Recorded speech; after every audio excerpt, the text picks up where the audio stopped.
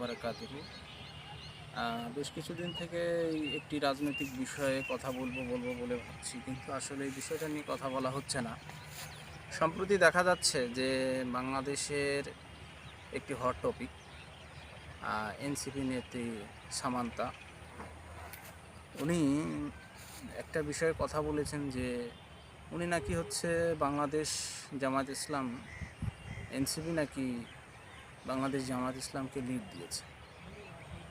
আসলে উনি এই ধরনের মন্তব্য করায় বাংলাদেশের যারা সাধারণ জনগণ, যারা দেশপ্রেমিক, তারা এই বিষয়টা নিয়ে অত্যন্ত মনক্ষুণ্ণ হয়েছে। নাগরিকেরা বিভিন্ন বিষয়ে তার বিরুদ্ধে মন্তব্য করছে। আসল কথা কি জানেন? বাংলাদেশ জামায়াত ইসলামকে যারা বিরোধিতা করে, তারা শুধু বিরোধিতার জন্য করে না। যাদেরকে কেউ চেনে না, যাদের কোনো ভিউ নাই, নাই, তারা বাংলাদেশ জামায়াত ইসলামকে একটু টোকা দিতে চায়, যাতে করে তারা একটা ভিউ, ফলোয়ার্স তাদের বেড়ে যায়। ঠিক এই কারণেই তিনি হয়তোবা এ ধরনের মন্তব্য করেছেন, যাতে তাকে মানুষ চিনে। তাকে তো বাংলাদেশের 10টা মানুষের, সাধারণ মানুষের কাছে যদি জিজ্ঞেস করা যায় সামান্তাকে কেউ চেনে কিনা, আসলে কেউ চেনে। তার রাজনৈতিক ভ্যালু নাই। 5 তারিখের আগে তো তাকে কেউ চিনতই না। শুধু টাইমলাইনে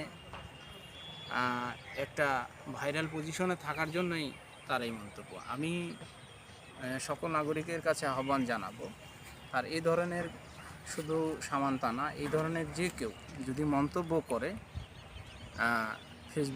ফেসবুকে হোক বা যে কোনো সংবাদ মাধ্যমে, গণমাধ্যমে, এই বিষয়গুলো নিয়ে আপনারা কোনো মন্তব্য করবেন না।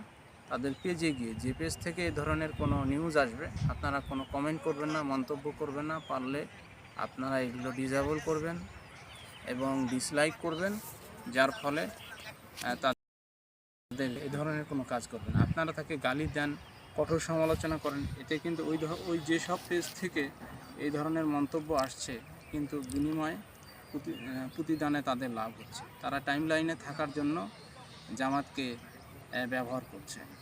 জামাত ছাড়া বাংলাদেশে আর কোনো দল জনপ্রিয়তা নাই। এই জন্য বাংলাদেশে জামাতকে তারা ব্যবহার করে এবং জামাতের বিরুদ্ধে কথা বললেই যাতে টাইমলাইনে হট টপিকে থাকা যায়, এই জন্যই তারা কথা বলে। কাজেই আমাদের সকল নাগরিককে সচেতন থাকতে হবে, যাতে যে কেউ কথা বললে আমরা এই বিষয়ে সচেতন থাকি। সব বিষয়ে আমরা মন্তব্য করব না। ধন্যবাদ।